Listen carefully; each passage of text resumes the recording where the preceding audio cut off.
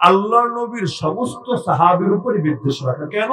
কারণ যেই কোরআন থেকে তুমি সাহাবীদের ফজিলত জানলা, যেই হাদিস থেকে তুমি সাহাবীদের ফজিলত জানলা, এগুলো তো আল্লাহ এবং তার রাসূল ভাগাভাগি করেন নাই। এই যে রাদিয়াল্লাহু আনহুম, এখানে 10 জন না 20 জন, 100 জন না 1000 জন, 1 লাখ জন না 1.5 লাখ জন, কোনো কিছুর কথা বলা নাই, ঢালাওভাবে বলা আল্লাহ তাদের সবার উপর সন্তুষ্ট, আল্লাহ তাদের সবাইকে জান্নাতের সুসংবাদ দিয়েছেন, কথা স্পষ্ট।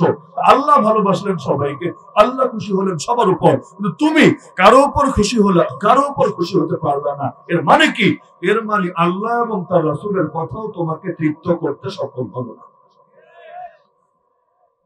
পৃথিবীতে যদি এমন কাউকে আপনি খুঁজতে চান, নামধারী মুসলমান কিন্তু নবীর সব সাহাবীকে ঘৃণা করে, আমার মনে হয় না এমন একজনকে খুঁজে পাবেন, কোন বাতিল ফিরকাও পাবেন না।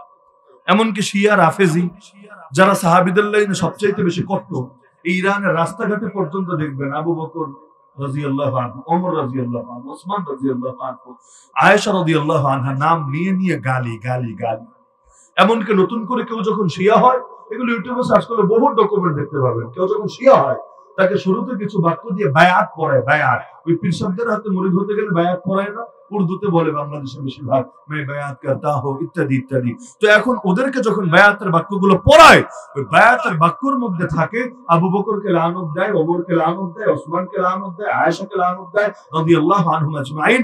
আল্লাহ নবীর অল্প কিছু সাহাবী, আহলে বাইতের অল্প কিছু সাহাবী ছাড়া বাকি সবাইকে তারা লানত দেয়, এবং এই লানত দেওয়াকে ঈমানের অংশ মনে করে। তো যদি আপনি বলেন যে সব সাহাবীকে যে ঘৃণা করে তাকেই সাহাবী বিদ্বেষী বলে, ওদেরকেও বলা যাবে না। কারণ আবু বকর ওমর ওসমানকে গালি দিল, আলীকে আবার মহব্বত করে, আবার আয়েশা রাদিয়াল্লাহু আনহাকে গালি দিল, ফাতিমা রাদিয়াল্লাহু আনহাকে মহব্বত করে। তো একজনকে তো মহব্বত করে আর একজনকে তো আবার ঘৃণা করে। আপনি বলবেন না হুজুর, তাকে সাহাবী বিদ্বেষী বলা যাবে না, তাকে সাহাবী প্রেমিক বলতে হবে। অথচ আমাকে কমন সেন্স থেকে বলেন, যারা নবীর কিছু সাহাবীকে গালি দেয় আর কিছু সাহাবীর প্রতি প্রেম দেখায়, আসলে কি তারা সাহাবী প্রেমিক না সাহাবী বিদ্বেষী? আলোচ্য বিষয় নির্ধারণ করা হয়েছে শানে সাহাবা রাদিয়াল্লাহু আনহু, সূরা হুজুরাত আয়াত নম্বর 3 এর আলোকে। খুতবার মধ্যে আমি সূরাতুল হুজুরাতের 3 নম্বর আয়াত তেলাওয়াত করেছি।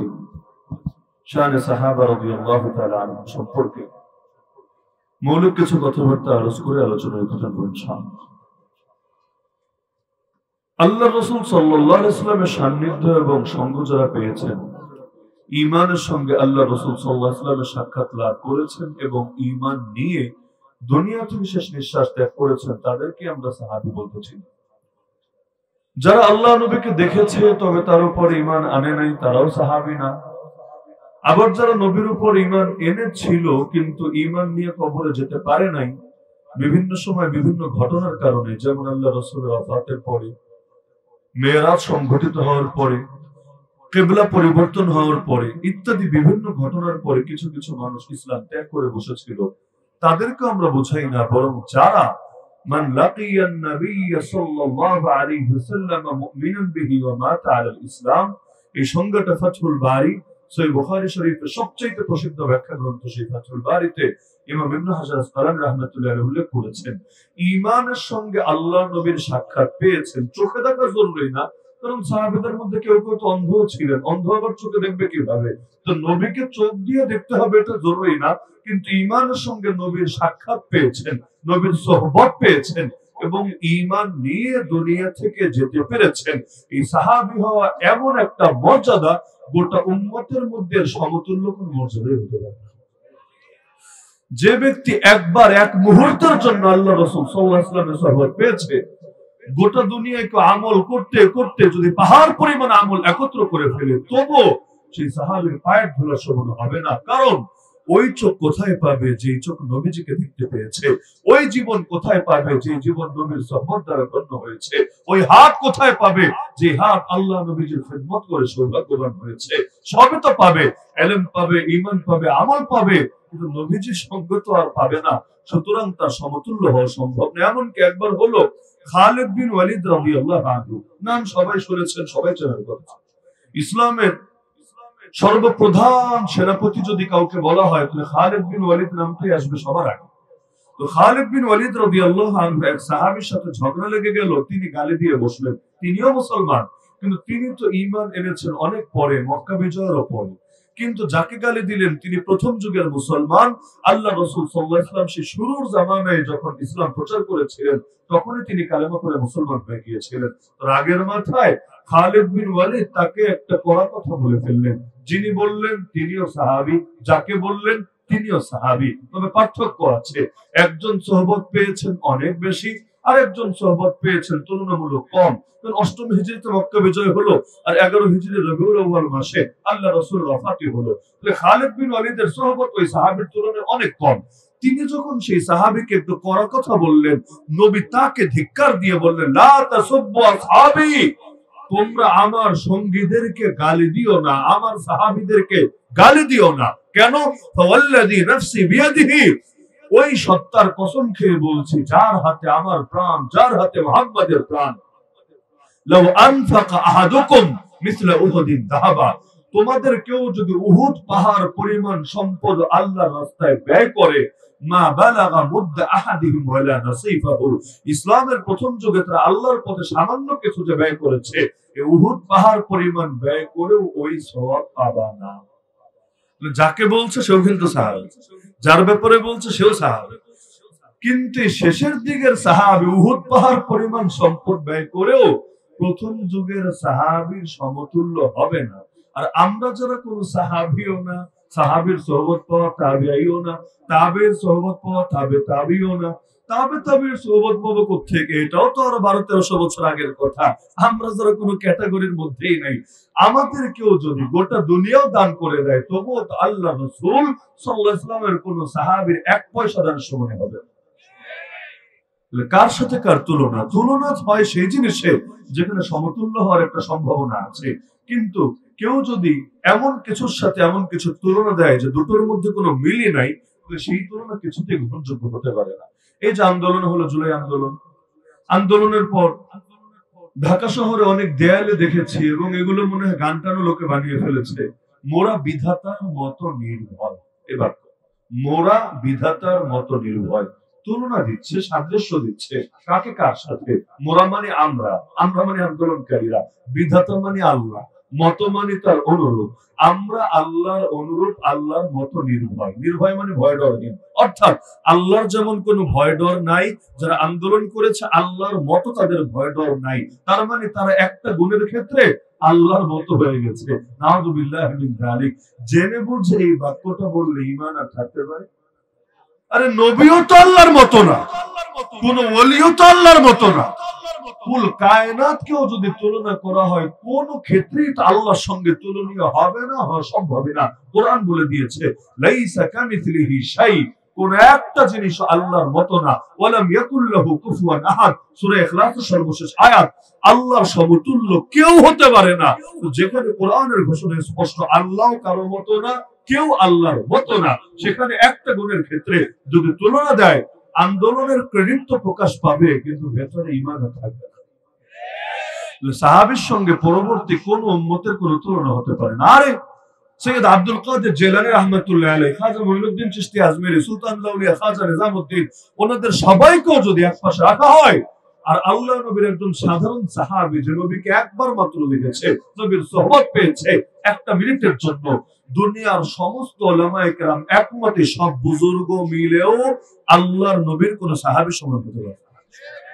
সাহাবী সাহাবী, যার ব্যাপারে কোরআনে আল্লাহ জানিয়ে দিয়েছেন রাদিয়াল্লাহু আনহুম ওয়া রাদু আন, আল্লাহ তাদের উপর সন্তুষ্ট হয়ে গিয়েছেন এবং তারাও আল্লাহর উপর সন্তুষ্ট হয়ে গিয়েছে। বাক্যটা শুনতে সাধারণ মনে হতে পারে, সন্তুষ্ট হয়েছেন তাতে কি, কিন্তু যখন আপনি এটা স্মরণ করবেন যে সন্তুষ্টি রবের পক্ষ থেকে সন্তুষ্টি ঘোষণা, এটা হবে জান্নাতের সব নেয়ামতের বড় নেয়ামত। জান্নাতে সবচেয়ে বড় নেয়ামত হবে বান্দা যখন রবকে দেখবে নিজের চোখে, আর রব বান্দাকে জানিয়ে দিবে, শোন বান্দা, চিরতরে সন্তুষ্ট হয়ে গেলাম তোর উপর, আর কোনদিনও রাগ করব না, কখনোই নারাজ হব না। তো জান্নাতের হুর বলেন, গিলমান বলেন, সালসাবিল বলেন, জানজাবিল বলেন, শারাবান তাহুরা বলেন, মদের নহরনালা বলেন, আরে জান্নাতের যত নিয়ামত হতে পারে সব নিয়ামত রবের পক্ষ থেকে সন্তুষ্টির ঘোষণা। আর নিজের চোখে মহান রবকে দেখতে পারা, এর সামনে বাকি কোন নিয়ামত কিছুই না, কিছুই না, কিছুই না। যেই ঘোষণা পাওয়ার জন্য জান্নাত পর্যন্ত অপেক্ষা করতে হবে। আর জান্নাতে গিয়ে মুমিন বান্দা যেই ঘোষণা পেয়ে নিজেকে সবচেয়ে সৌভাগ্যবান এবং ধন্য মনে করবে, আল্লাহ রাসূলের সাহাবীদের কপাল দেখেন, কপাল জমিনে বসেই সেই সুসংবাদ জমিনে বসেই পেয়ে গিয়েছে, তাও কোরআন মাজিদের ডাইরেক্ট আয়াতের মাধ্যমে। যদি কোরআনের আয়াত ছাড়া কোন হাদিসের মাধ্যমেও পেত, তাও লোকে প্রশ্ন করতো, হুজুর হাদিসের মানটা কি? এটা কি মুতাওয়াতির পর্যায়ের হাদিস না সাধারণ সহিহ হাদিস, সহিহ হাদিস না হাসান হাদিস, হাসান হাদিস না যায়িফ হাদিস, যায়িফ হাদিস না জাল হাদিস? হাদিসের মধ্যে তো বহু প্রকার আছে, কিন্তু যখন কোরআন মাজিদের আয়াত এক জায়গায় না বহু জায়গায় আল্লাহ জানিয়ে দিয়েছেন, সন্দেহ করার সুযোগই নাই। সন্দেহ করলে ঈমানই থাকবে না।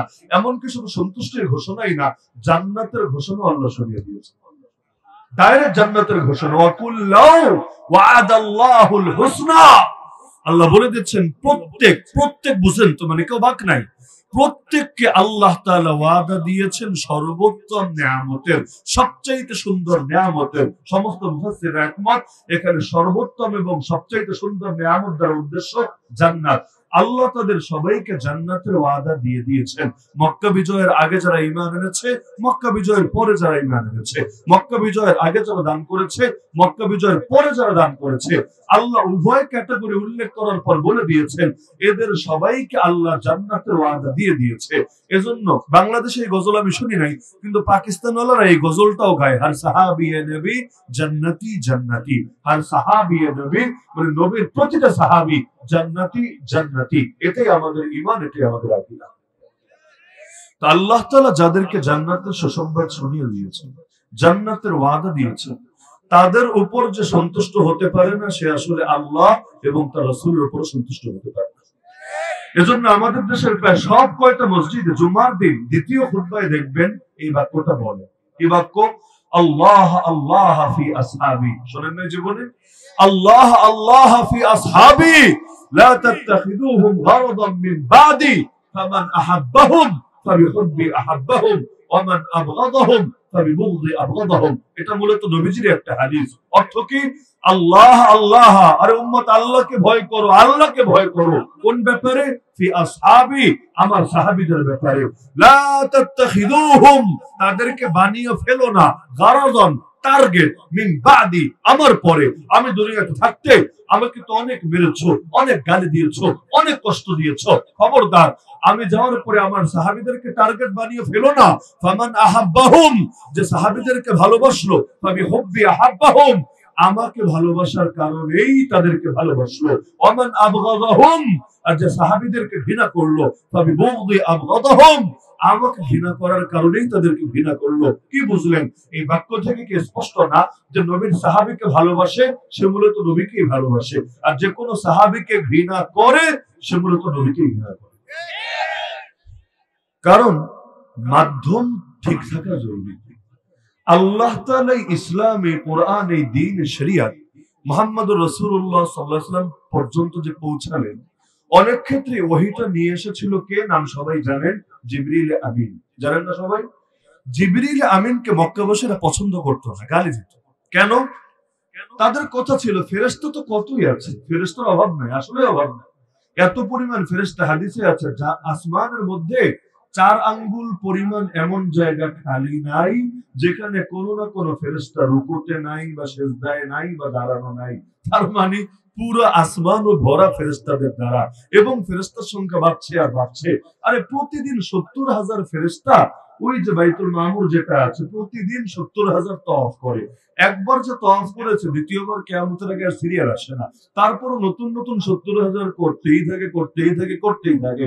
তাহলে পৃথিবীর মোট বয়স কত একবার হিসাব করেন, এরপর 70 দিয়ে এটাকে পূরণ করেন, তারপর একটা আইডিয়া নেওয়ার চেষ্টা করেন ফেরেশতার সংখ্যা কত হতে পারে। এমনকি হাদিসের মধ্যে আছে আত্তাতিস সামা ওয়া হুক্কালাহা আনতা ইত্তা, আসমান করকর করে আওয়াজ করে উঠেছে, আর তার তো আওয়াজ করারই কথা ছিল। মানে কি? যদি কোনো ভারী মানুষ, বেশি মোটাসোটা কোনো ভারী মানুষ হালকা পাতলা চেয়ারে বসে, চেয়ারের বয়স হয়ে গিয়েছে, চেয়ার পুরনো হয়ে গিয়েছে, দেখবেন চেয়ার কেমন করকর করে আওয়াজ করে উঠে, নাকি বিবারিয়া করে? না করে। এই যে আওয়াজটা করে কেন? মানে ওর যতটুকু ক্ষমতা আছে এর চাইতে বেশি লোড ওর উপর দেওয়া হয়েছে। এই যে বয়ানের পরে অনেক সময় আপনারা নিয়ে খেতে বসেন না, মাঝে মাঝে আমার নিজের জীবনে বেশি না, এই পর্যন্ত 6টা খাট ভাঙার তৌফিক হয়েছে।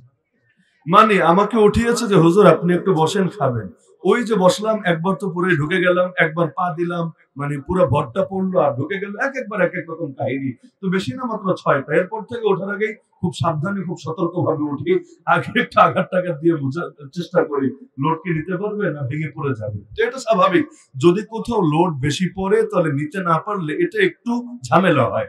তো আল্লাহ রাসূল বলেন আসমান কর কর করে আওয়াজ করে উঠেছে, মানে কি ফেরেশতার লোড এত বেশি হয়েছে আসমান বেচারারও বড় কষ্ট হয়ে যাচ্ছে। এমনকি কোরআনের আয়াতে আছে ওয়াস-সামাআ বানাইনাহা বিআইদি ওয়া ইন্না লামুসিউন। লামুসিউন অর্থ হলো আসমানকে আমি ধীরে ধীরে প্রশস্ত বানাই, প্রশস্ত বানাই, প্রশস্ত বানাই। তার মানে আসমানের সাইজ যা ছিল ধীরে ধীরে সাইজ কমবে না, ধীরে ধীরে সাইজ কি হবে, বাড়বে। আর জমিনের সাইজ ধীরে ধীরে কমবে। দলিল কোরআনের আয়াত আওয়ালাম ইয়ারাউ আন্না নাতিল আরদা নানকুসুহা মিন আতরাফিহা। আরে বান্দা কি দেখে না আমি পৃথিবীকে তার সব পাশ থেকে ধীরে ধীরে সংকুচিত করে আনছি, সংকুচিত করে আনছি। এই দুই আয়াত বিজ্ঞান স্বীকার করবে এটা, এই দুই আয়াত থেকে স্পষ্ট আসমানের পরিধি শুধু বাড়ছে। আসমান তো আর মাথার উপরের কোন ছাদের মতো না, ছাদ যেমন এইরকম আসমান এরকম তা তো না, গোটা পৃথিবীটা তো গোলের মতো, আপনারা দেখেছেন এই যে সাইজটা, আসমান তো তাকে ঘিরে রেখেছে।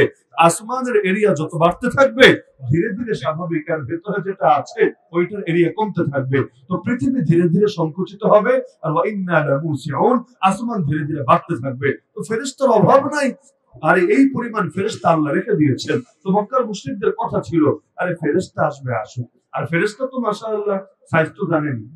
যেমন ধরেন জিবরিল আমিনের ডানা আছে কয়টা, এর মধ্যে একটা ডানাই যদি তিনি বিস্তৃত করেন আসমান আর জমিনে কোনো ফাঁকা জায়গা থাকবে।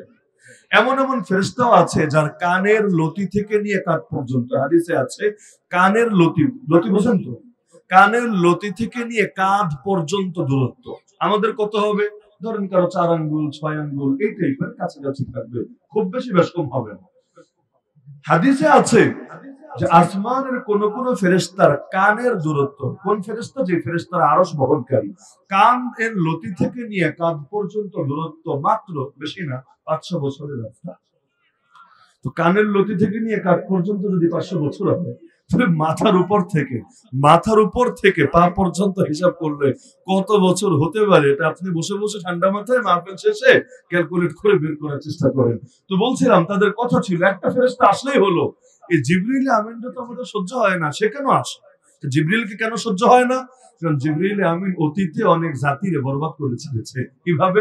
যারা পাপ করতো, নবীদের সামনে বেয়াদবি করতো, নবীদেরকেই খুন করতে চাইতো।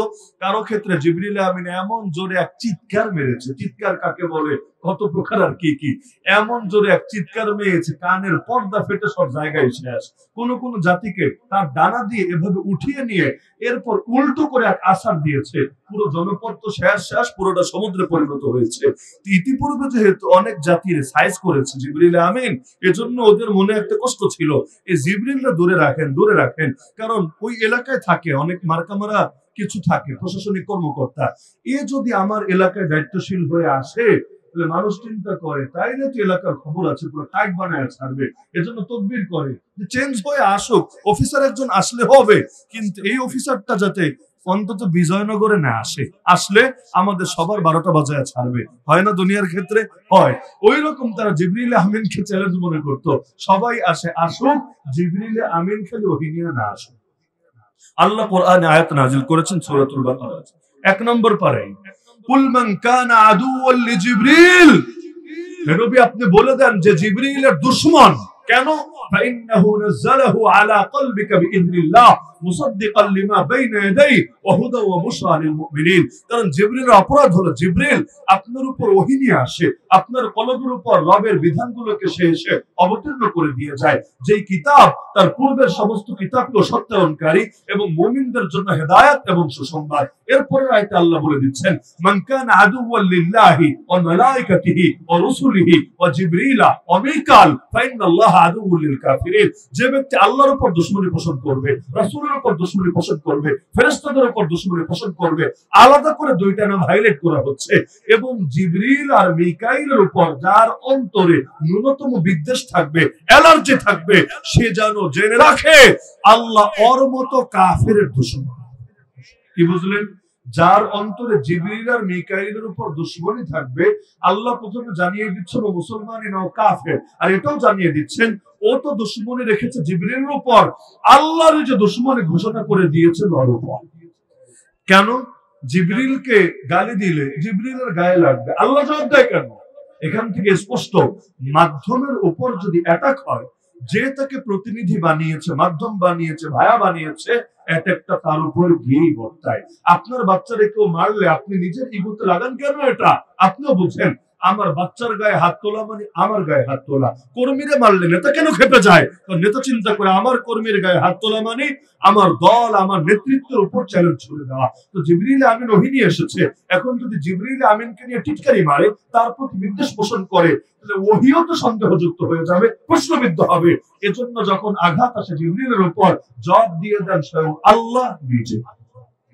তা আল্লাহ এবং রাসূলের মধ্যে যেমন জিবরিল আমিন প্রতিনিধি হিসাবে ভূমিকা পালন করেন, আল্লাহ রাসূল এবং আমাদের মধ্যে যারা প্রতিনিধি হিসাবে ভূমিকা পালন করে তাদেরকে তো সাহাবী বলে। এখানে যারা আছেন নবীকে সরাসরি কে দেখেছেন? এখানে যারা আছেন নবীর জবান থেকে কোরআন হাদিস কে শুনেছেন? যদি কিছুই না পান, নামাজ পড়েন কিভাবে, রোজা পেলেন কিভাবে, 30 পারা কোরআন পেলেন কিভাবে? এই তো বুখারী, মুসলিম, আবু দাউদ, তিরমিজি, নাসাই, ইবনে মাজাহ, মুওয়াত্তা মালিক, মুওয়াত্তা মুহাম্মদ, মুসান্নাফ ইবনে আবি শাইবা, মুসান্নাফ আব্দুর রাজ্জাক, মুসনাদ আবি দাউদ, তায়ালিসি, এত এত এত হাদিসের কিতাবে যে হাজার হাজার হাদিস আছে, এই হাদিসগুলো পেলেন কিভাবে? সবগুলোর সূত্র একটাই, সবই আমাদের পর্যন্ত নবীর সাহাবীদের মাধ্যমে এসেছে। এই কোরআন এসেছে সাহাবীদের মাধ্যমে, হাদিস এসেছে সাহাবীদের মাধ্যমে, নামাজ, রোজা, হজ, যাকাত এসেছে সাহাবীদের মাধ্যমে, ইসলামের প্রতিটা রকম, প্রতিটা বিধান, প্রতিটা আকীদা, প্রতিটা আমল এসেছে সাহাবীদের মাধ্যমে। সাহাবীদেরকে মাইনাস করে দেন, কিচ্ছু থাকবে না। তখন এই কোরআনে যে সেই কোরআন যা নবীর উপর নাযিল হয়েছে, প্রমাণ দিয়েছে সেই হাদিস যা নবী বলে গিয়েছেন, প্রমাণ করবেন কিভাবে? এই নামাজ নবী পড়তেন ঠিক এভাবে, প্রমাণ করবেন কিভাবে? কিছুই প্রমাণ করতে পারবেন না। গোটা ইসলামটা যাবে সন্দেহযুক্ত হয়ে। এজন্য মাধ্যমের গুরুত্ব অনেক বেশি। এই কারণে আল্লাহ কোরআনে নবীর নামের সাথে সাহাবীদের নাম জুড়ে দিয়ে বলছেন মুহাম্মাদুর রাসূলুল্লাহ। এটা পাবেন সূরাতুল ফাতহের সর্বশেষ নম্বর আয়াত, মুহাম্মাদুর রাসূলুল্লাহ ওয়াল্লাযীনা মাআহ। আল্লাহর রাসূল মুহাম্মদ এবং তার সঙ্গীরা, একই সাথে বলছেন আল্লাহর রাসূল মুহাম্মদ এবং তার সঙ্গীরা। বাংলায় বললে সঙ্গীরা, আরবি বললে তো সাহাবীরা। সাহাবী মানে সঙ্গী, সঙ্গী মানে সাহাবী। তাদের গুণ কি? আশিদ্দাউ আলাল কুফফার। শুধু নবীর কথা বলছে না, নবীর সাথে মিলিয়ে সাহাবীদের কথা বলছে। তারা কাফেরদের উপর বড় কঠোর, রুহামাউ বাইনাহুম, আর একজন আরেকজনের উপর অনেক দয়াশীল, অনেক মায়াশীল, অনেক ভালোবাসার অলংকারী। বলতে বলতে এই আয়াতের শেষে গিয়ে বলছেন লিয়াগীযা বিহিমুল কুফফার। আল্লাহ তাদের মাধ্যমে কাফেরদের অন্তরে অন্তর্জ্বালা বাড়াতে চান, ক্ষোভ সঞ্চার করতে চান। এই আয়াতের তাফসীর খুলে দেখেন, ইমামরা লিখে গিয়েছেন এই আয়াত থেকে স্পষ্ট হয় নবীর সাহাবী এবং নবীকে দেখে যাদের জ্বলে, তাদের গুণগুলো দেখলে যাদের অন্তর পড়ে, তাদের ব্যাপারে যে ফজিলত, যে বৈশিষ্ট্যের কথা হাদিসে এসেছে, এগুলো শুনলে যাদের ভেতরে ক্রোধ আসে, বুঝতে হবে তারা কাফের হয়ে গিয়েছে। আল্লাহ তাআলা এই নবী এবং তার সাহাবীদের গুণগুলো কোরআনে তুলেই ধরেছেন। কেন? লিয়াগীযা বিহিমুল কুফফার, যাতে করে কাফেরদের কলিজায় আগুন জ্বলে। তা নবীর সাহাবীদের উপর যদি কারো বিদ্বেষ থাকে, ঈমান থাকবে? আর ঈমান থাকবে? থাকবেই না। একটা দুটো আয়াত না, বলতে চাইলে কয়েক ডজন বলা যাবে। আমার একটা কিতাবই আছে এর উপর, আজমত সাহাবা, সাহাবীদের শান, সাহাবীদের মান, সাহাবীদের মর্যাদা। তো সাহাবীদের শান নিয়ে বলতে চাইলে রাত শেষ হলেও বর্ণনা শেষ হবে না। তবে যে ব্যাপারে সতর্ক করা আমি জরুরি মনে করছি, আজকাল দেখবেন অনেকে নবীর কোন কোন সাহাবীর উপর বিদ্বেষ পোষণ করে, সব সাহাবী না, কোন কোন সাহাবী। একটা নীতি মাথায় রাখবেন, কোন একজনকে ঘৃণা করার যে হুকুম, সবাইকে ঘৃণা করার একই হুকুম। পুলিশ আসলো এলাকায়, পুলিশ আইনের পোশাক পরে আসলো এবং তার উপর থেকে দায়িত্বপ্রাপ্ত হয়ে আসলো। আপনি অফিসার টফিসাররা তো কিছু বললেন না, কিন্তু কোন একজন একটু বাধা দিলেন, গায়ে হাত তুলে ফেললেন। আপনার বিরুদ্ধে কি সে একা বাদী হবে না গোটা পুলিশ প্রশাসন বাদী হবে? আপনি কিন্তু গোটা পুলিশ প্রশাসনের কিছু করেন নাই, একজনের করেছেন। একজন খেপুক, একজন খেপবে না, গোটা বাহিনী, শুধু গোটা বাহিনী না পুরো সরকারি খেপে যাবে। এমনকি আপনাদের মনে থাকার কথা, এখন তো 2024 শেষ হচ্ছে 2021-এর কথা, 20-21 মিলিয়ে যখন বাংলাদেশে ভাস্কর্য বিরোধী আন্দোলন হচ্ছিল প্রবলভাবে, মনে আছে?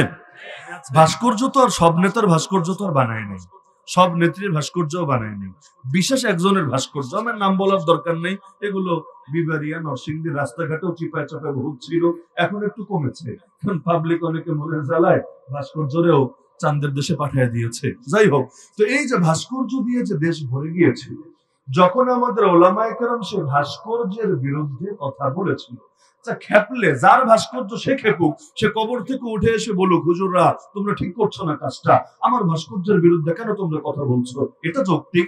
কিন্তু একজনের ভাস্কর্য নিয়ে কথা হচ্ছে আর ওই দলের চেলাচামুন্ড সবাই খেপে যাচ্ছে, এখান থেকে কি বোঝা যায় না একজনকে আঘাত করলে আঘাতটা একজনের উপর থাকে না, আঘাতটা গিয়ে সবার উপর পড়ে।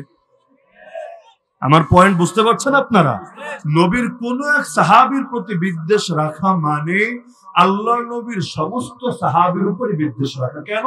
কারণ যেই কোরআন থেকে তুমি সাহাবীদের ফজিলত জানলা, যেই হাদিস থেকে তুমি সাহাবীদের ফজিলত জানলা, এগুলো তো আল্লাহ এবং তার রাসূল ভাগাভাগি করেন নাই। এই যে রাদিয়াল্লাহু আনহুম, এখানে 10 জন না 20 জন, 100 জন না 1000 জন, 1 লাখ জন না 1.5 লাখ জন, কোনো কিছুর কথা বলা নাই, ঢালাওভাবে বলা আল্লাহ তাদের সবার উপর সন্তুষ্ট, আল্লাহ তাদের সবাইকে জান্নাতের সুসংবাদ দিয়েছেন, কথা স্পষ্ট। আল্লাহ ভালোবাসলেন সবাইকে, আল্লাহ খুশি হলেন সবার উপর, কিন্তু তুমি কারো উপর খুশি হলে কারো উপর খুশি হতে পারবে না। এর মানে কি? এর মানে আল্লাহ এবং তার রাসূলের কথাও তোমাকে তৃপ্ত করতে সক্ষম হবে না। পৃথিবীতে যদি এমন কাউকে আপনি খুঁজতে চান, নামধারী মুসলমান কিন্তু নবীর সব সাহাবীকে ঘৃণা করে, আমার মনে হয় না এমন একজনকে খুঁজে পাবেন, কোন বাতিল ফিরকাও পাবেন না। এমনকি শিয়া রাফেজি যারা সাহাবীদের লাইনে সবচাইতে বেশি কট্ট, ইরানের রাস্তাঘাটে পর্যন্ত দেখবেন আবু বকর রাদিয়াল্লাহু আনহু, ওমর রাদিয়াল্লাহু আনহু, ওসমান রাদিয়াল্লাহু আনহু, আয়েশা রাদিয়াল্লাহু আনহা নাম নিয়ে নিয়ে গালি গালি গালি।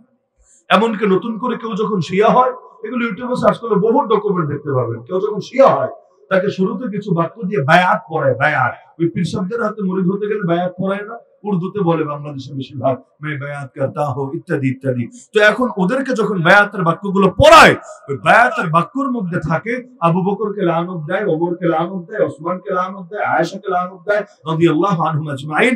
আল্লাহ নবীর অল্প কিছু সাহাবী, আহলে বাইতের অল্প কিছু সাহাবী ছাড়া বাকি সবাইকে তারা লানত দেয় এবং এই লানত দেওয়াকে ঈমানের অংশ মনে করে। তো যদি আপনি বলেন যে সব সাহাবীকে যে ঘৃণা করে তাকেই সাহাবী বিদ্বেষী বলে, ওদেরকেও বলা যাবে না, কারণ আবু বকর ওমর ওসমানকে গালি দিলেও আলীকে আবার মহব্বত করে, আবার আয়েশা রাদিয়াল্লাহু আনহাকে গালি দিলেও ফাতিমা রাদিয়াল্লাহু আনহাকে মহব্বত করে। তো একজনকে তো মহব্বত করে আর একজনকে তো আবার ঘৃণা করে। আপনি বলবেন না হুজুর, তাকে সাহাবী বিদ্বেষী বলা যাবে না, তাকে সাহাবী প্রেমিক বলতে হবে। অথচ আমাকে কমন সেন্স থেকে বলেন, যারা নবীর কিছু সাহাবীকে গালি দেয় আর কিছু সাহাবীর প্রতি প্রেম দেখায়, আসলে কি তারা সাহাবী প্রেমিক না সাহাবী বিদ্বেষী?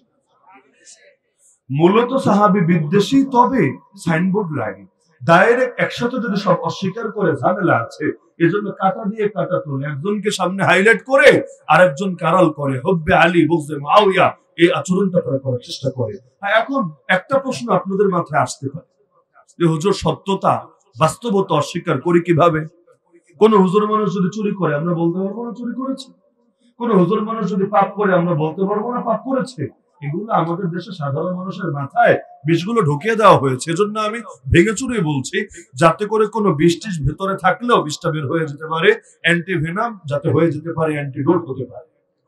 অনেকেই জাতীয় প্রশ্ন আনে যে নবীর অমুক সাহাবী এই পাপ করেছে, তমুক সাহাবী এই পাপ করেছে, সুতরাং তারা গালি দিতে হবে, না দিলে কিভাবে হবে?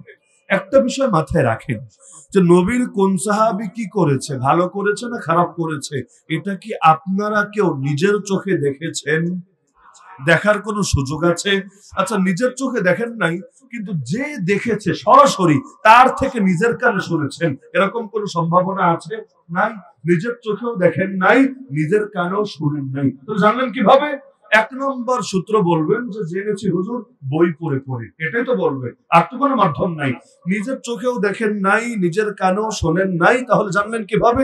বই পড়ে পড়ে। আচ্ছা কোন বই পড়ে জানলেন? কোরআন পড়ে জেনেছেন? না হুজুর কোরআন পড়ে জানি নাই। তাহলে সহি হাদিস পড়ে জেনেছেন? না সহি হাদিস পড়ে জানি নাই। তাহলে কেমনে জানলেন? দুইটা উত্তর দিবে। এক নম্বর উত্তর দিবে ইতিহাসের বই পড়ে। কি পড়ে? ইতিহাসের বই, ডাইরেক্ট ইতিহাসের বই পড়েই হোক, অথবা হুজুর ওই যে আমার নেতা আছে না, আমার পীর আছে না, আমার হুজুর আছে না, আমার এলাকার অমুক আছে না, তমুক আছে না, তিনি একটা বই লিখেছে, ওখানে রেফারেন্স দিয়েছে, বড় একটা ইতিহাসের বইয়ের নাম, ওই জায়গায় আছে যে নবীর এই সাহাবী এই কাজটা করেছে। এটাই কিন্তু আমাদের দৌড়, এর উপরে দৌড় নাই। কারণ কোরআন থেকে দেখাতে পারবে না নবীর কোন সাহাবীর বদনাম, হাদিস থেকে দেখাতে পারবে না নবীর কোন সাহাবীর বদনাম। এখন কেউ বলতে পারেন হুজুর হাদিস থেকে তো দেখানো সম্ভব। আমি বলবো কোশ্চিন কালো না। আপনি বলবেন কেন? অতীতে তারা কি করেছে আপনি জানেন না? আমি বলবো আল্লাহ যেটা মাফ করে দিয়েছেন সেটা নিয়ে সমালোচনা করার অধিকার কোনো বাপের বেটার থাকে না। আল্লাহ মাফ করেছে, তুই মাফ না করার কে? আল্লাহ ওটা মাফ করেই তাকে ভালোবাসা জানিয়ে দিয়েছে, তুই ভালো না বাসার কে? আরে যাকে আল্লাহ আপন করে নেয় তাকে যে আপন করতে পারে না তারা মুসলমান বললে মুসলমান শব্দের অপমান ছাড়া কিছু হয় না। তাহলে যেগুলো মাফ হয়ে গিয়েছে অতীতে, তারা নিজের বাচ্চারা নিজের হাতে জ্যান্ত দাফন করেছেন কিনা, অথবা কালেমা পড়ার পরও তাদের দ্বারা কোনো কিছু সংঘটিত হয়েছে কিনা, এটা দেখার বিষয় না। দেখার বিষয় কি নিয়ে গিয়েছেন দুনিয়া থেকে, শেষ পরিণতি কি ছিল। শেষ ভালো যার, শেষ ভালো যার, সব ভালো তার। শেষে কি রবের ক্ষমা নিয়ে যেতে পেরেছিল, রবের ভালোবাসা নিয়ে যেতে পেরেছিল, রবের সন্তুষ্ট নিয়ে যেতে পেরেছিল? যদি বলো হ্যাঁ, তাহলে আর কোনো কথা বলার অধিকার থাকবে না। আর যদি বলো না, তাহলে প্রমাণ দাও, প্রমাণ দাও। প্রমাণের বাইরে কোনো কথা চলতে পারে না। এখন যদি ইতিহাসের বই থেকে প্রমাণ দেয়, তাহলে আমরা প্রথম প্রশ্ন ছুড়ে দিব, আগে বলো আকীদা আগে না ইতিহাস আগে? কেন? ইতিহাসকে জিবরিল আমিন নিয়ে এসেছে দুনিয়ার বুকে। ইতিহাসকে আল্লাহ রাসূল সাল্লাল্লাহু আলাইহি সাল্লাম, ইতিহাসের যত বইপত্র আছে, এখানে যত বিবরণ আছে, সব কি নবীজির মুখ থেকে শুনে শুনে সাহাবীরা লিখেছে? এমন না। ইতিহাস তো এমন একটা দুর্বল সূত্র, আমি বেশি দূর যাওয়া লাগবে না। ৭১-এর ইতিহাস কি ছিল এটা নিয়ে আমি আপনাকে 10 রকমের বই দেখাতে পারবো, 10 রকম। এই দলের বই পড়লে মনে হবে সব এদিকেই, ওই দলের বই পড়লে মনে হবে সব ওদিকেই, এই দলের বই পড়লে মনে হবে ওই বইটা কিছুই করে নাই, ওই দলের বই পড়লে মনে হবে আরে ওই তো সব করেছে, ও ছাড়া কেউ কিছুই করে নাই। হয় নাকি হয় না? আরে মুক্তিযুদ্ধ করেছে এমন ডজন ডজন না, শত শত শত শত মুক্তিযোদ্ধা এখনো বাংলাদেশে জীবিত আছে। জীবিত থাকার পরও এক ইতিহাস নিয়ে কত রকম কথা শুনি আমাদের কানে। আচ্ছা ওইটা বাদ দেন, ৭২ থেকে ৭৫-এর ইতিহাসে আসেন, ৭১ রাখেন। ৭২ থেকে ৭৫ বাংলাদেশের সূচনা লগ্নের ইতিহাস। এই ইতিহাস তো দলের লোকরা আড়াল করে রাখতে চায়, কি জানি আছে আল্লাহ ভালো জানে। ৭১ পর্যন্ত বলে, এক লাফে ৭৫-এ চলে আসে, মাঝখানে ৭২ গেল, ৭৩ গেল, ৭৪ গেল। এই ৩ বছরের নামও মুখে আনতে চায় না। এমনকি ৭২-এর সংবিধানের কথা বলে, বলে না ৭২-এর সংবিধান দিয়ে দেশ চলবে। কেন রে ভাই, ৭৩ ৭৪ দেখো না, যিনি ৭২-এর সংবিধান লিখিয়েছেন উনি নিজেই তো সংবিধানকে ডিলেট করে দিয়েছেন, উনি নিজেই তো ওই ধারা পাল্টে দিয়ে নিজে রাষ্ট্রপতি হয়ে গিয়েছেন। তো যিনি প্রণয়ন করেছেন উনি যখন ডাস্টবিনে ছুড়ে ফেললেন, তুমি ওই মুখের থুতু বের হওয়ার পর ওইটা আবার মুখে ঢুকাতে চাও কেন? এটা তো স্বাভাবিক ব্যাপার মনে হয়। কষ্ট পাচ্ছেন না কেন? অনেকে পেতে পারে, অনেকে, সবাই তো আর পালাতে পারে নাই, কেউ কেউ তো এখনো বাকি আছে। কষ্ট পেতে পারে, ব্যাপার না, কিন্তু সত্য স্বীকার করে নিতে হবে। সত্য যদি আমার গায়ে লাগে তাও স্বীকার করা উচিত, আমার বাপের বিরুদ্ধে যায় তাও স্বীকার করা উচিত। সত্য মহান, সত্যের ব্যাপারে অন্তরে সংকীর্ণতা রাখা উচিত। ওগুলো বাদ দেন, এখানে যারা আছেন কয়জন ছিলেন ৭১ সালে দুনিয়ায় জিন্দা? কিন্তু ২০১৩ আমাদের চোখের সামনে, চোখের সামনে না, ২০১৩ সবাই ছিলেন, সবাই। এখানে আমি এমন কাউকে দেখতে পাচ্ছি না ১৩-র পরে যার জন্ম। ১৩ সবাই ছিলেন, কিন্তু ১৩-র ইতিহাস নিয়ে কত রকম কথা শুনলাম। ১৩ সালে নাকি রং মেখে শুয়েছিল রাস্তায়, কিচ্ছু হয় নাই, রং মেখে শুয়েছে। এমনকি শুকরানা মাহফিলে পর্যন্ত দাঁড়িয়ে ওই নেত্রীর এক গুরুত্বপূর্ণ ব্যক্তি, নাম বলার দরকার নেই, দুনিয়া থেকে চলে গিয়েছে ওই ভদ্রলোক, আল্লাহ তাআলা মাফ করুক যদি ইমানের সাথে মরণ হয়, প্রকাশ্যে ঘোষণা দিয়েছে আলেমের সামনে, শাপলা চত্বরে একজনও মরে নাই। অথচ আমরা যারা সেই রাতে পুরো রাত ছিলাম সেখানে, আমাদের এই চোখ সাক্ষী, আমাদের এই কান সাক্ষী, আমরা নিজেরা প্রত্যেকে জলজন্ত সাক্ষী। যেই জিনিসের প্রত্যক্ষদর্শী আমরা, ওই জিনিসের ব্যাপারে অন্যের কথা শুনে আমাদের মতবাদ মানতে হবে। তাহলে যেই জিনিস চোখের সামনে ওটা নিয়ে তো কত রকম কথা শুনি, একরকম ইতিহাস শুনতে পাই না। তো কোনটাকে অথেন্টিক ধরবো, কোনটা? এক একজন তো এক একটা বলে। তো যদি বলেন যার ক্ষমতা বেশি তারটাই অথেন্টিক, যদি বলেন যার সমর্থক বেশি তারটাই অথেন্টিক, যদি বলেন যার শরীর যত বড় তারটাই অথেন্টিক, এগুলো একটাও অথেন্টিক হওয়ার ভিত্তি হতে পারে না। ইতিহাসের নিয়মটাই এমন, ইতিহাস বিজয় শক্তির দ্বারা লেখা হয় এবং প্রত্যেকে নিজের মতো লেখে। 71 সালের ইতিহাস একজন বাঙালি যখন লিখবে যেভাবে লিখবে, একজন পাকিস্তানি লেখক যদি লেখে কিভাবে লিখবে? আরে ভাই, কি একরকম লিখবে? না। পাকিস্তানের লেখা যদি পড়েন মনে হবে সব দোষ হলো আমার বাপদাদার, আর ওরা হলো একেবারে নিষ্পাপ নিষ্পাপ, ওদের মাথায় তুলে নাচা উচিত। আর আমাদের দেশের এখানের ইতিহাস যদি ওদেরকে অনুবাদ করে দেওয়া হয়, দেখতো এই ইতিহাসটা শুদ্ধ কিনা, বলবে না না পুরোটাই গুজব, পুরোটাই গুজব, গুজবে কান দিবেন না, গুজবে নাক দিবেন না, এই দিবেন না সেই দিবেন না, এটাই স্বাভাবিক। তো ইতিহাস লেখা হয় যার কলমে, তার চিন্তা চেতনার প্রভাব ইতিহাসে থাকে।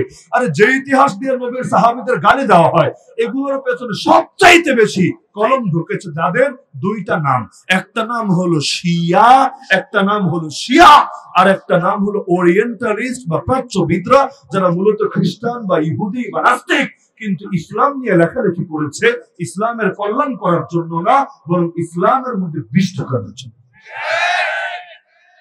আকীদা যে আগে, ইতিহাস যে পরে, এটা নবীর জামানা থেকে একটা উদাহরণ দিয়ে বোঝায় দেই, ইনশাআল্লাহ ভালো মতো বুঝে আসবে। আম্মা জান আয়েশা রাদিয়াল্লাহু আনহার নাম তো শুনেছেন সবাই।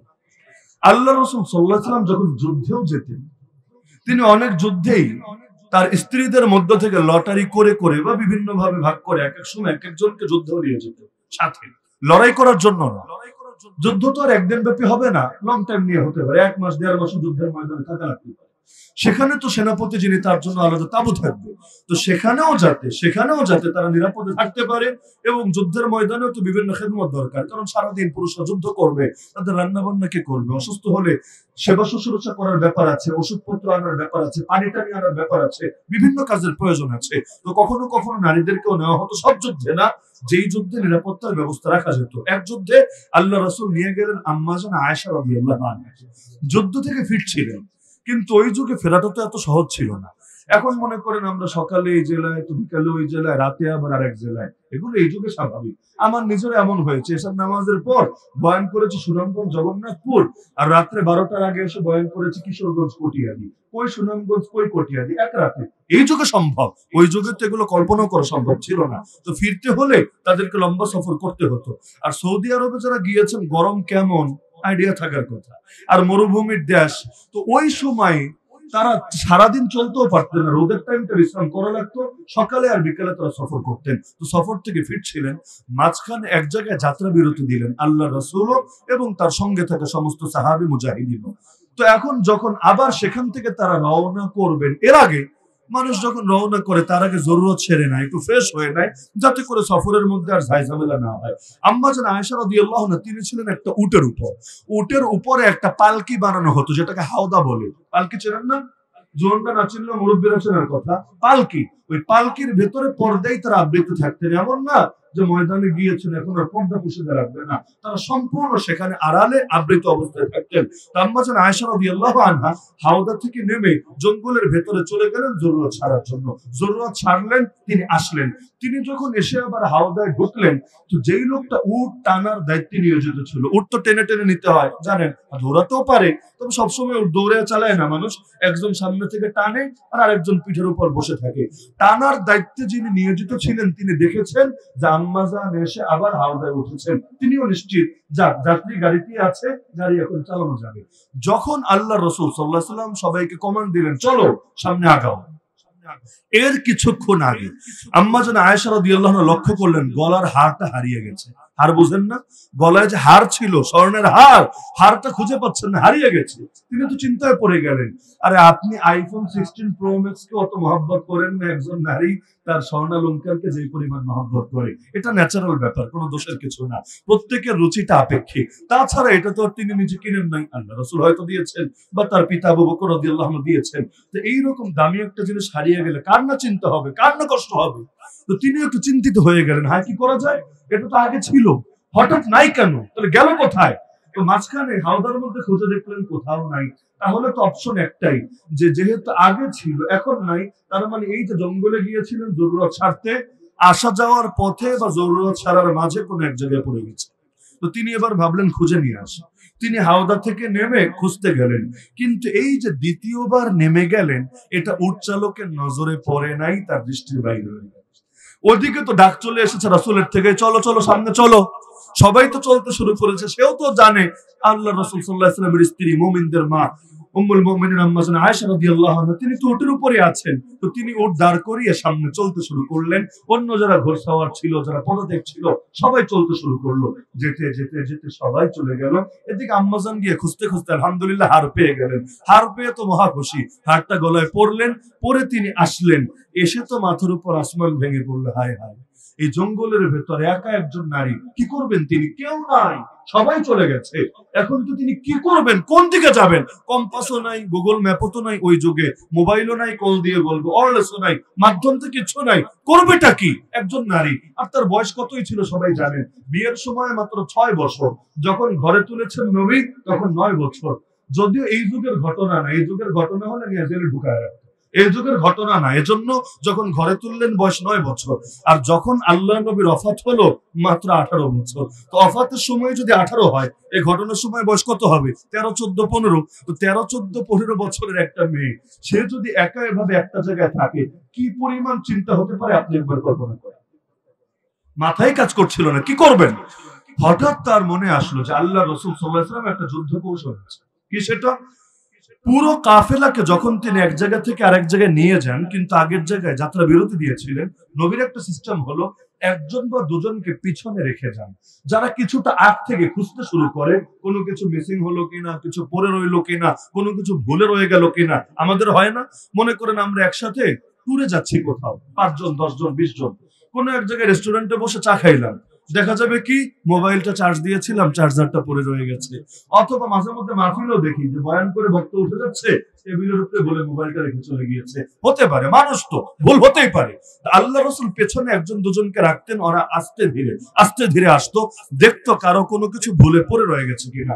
যদি কিছু খুঁজে পেত, সেটাকে তুলে তুলে আবার নিয়ে আসতো, মূল বাহিনীর সঙ্গে মিলিত হতো।